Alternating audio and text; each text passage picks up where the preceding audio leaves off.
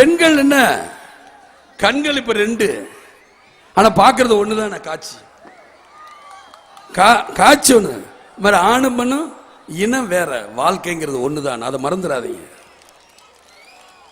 கண்கள் 2, காட்சி ஒண்ணு, ஆணும் பெண்ணுங்கிற இனம் வேற வேற, ஆனா வாழ்க்கைங்கிறது ஒண்ணு.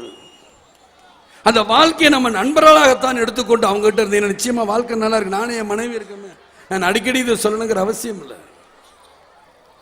பாதி வேலையை என் மனைவி தான் எடுத்துக்கிறேன். எனக்கு முக்கியமான ஷூட்டிங் அரசாங்கம் முடியும் போது என்னாச்சு, நீ 7ஆம் தேதி போன, 7ஆம் தேதி வந்து திருச்சியில் உட்காந்து என்ன வேலை பார்க்கணுமோ அதெல்லாம் பார்க்குதியே.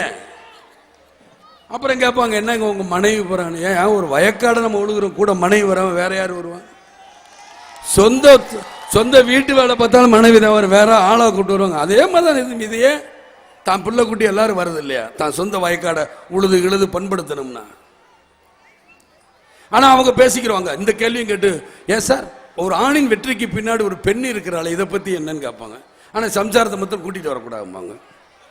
அதுக்கப்புறம் 33% பத்தி என்ன நினைக்கிறீங்க, சம்சாரத்தை மாத்திரம் கூட்டிட்டு வராதீங்க. அது என்னையா கணக்கு? 33%, அப்புறம் எது என்ன கணக்கு எனக்கு புரியல. ஆனா எனக்கு அதுல ஒரு சந்தோஷம். இப்ப கூட ஒருத்தர் சொல்லியிருக்காரு, இந்த மாதிரி கூட்டிட்டு வர்றாரு, நான் என் மனைவி தானே கூட்டிட்டு வரேன், அதுல எனக்கு என்ன சந்தோஷம், எனக்கு ஒன்றும் தப்பு இல்லையே. என் மனைவி நான் எங்கெல்லாம் கூட்டிட்டு போறேன், அதுக்கு தானே நான் தாலி கட்டியிருக்கேன். கோயிலுக்கு கூட்டிட்டு போவேன், கடைக்கு கூட்டிட்டு போவேன், சினிமாவுக்கு கூட்டிட்டு போவேன், இப்படியான நிரந்தரமான இடத்துக்கு கூட்டிட்டு வருவேன்.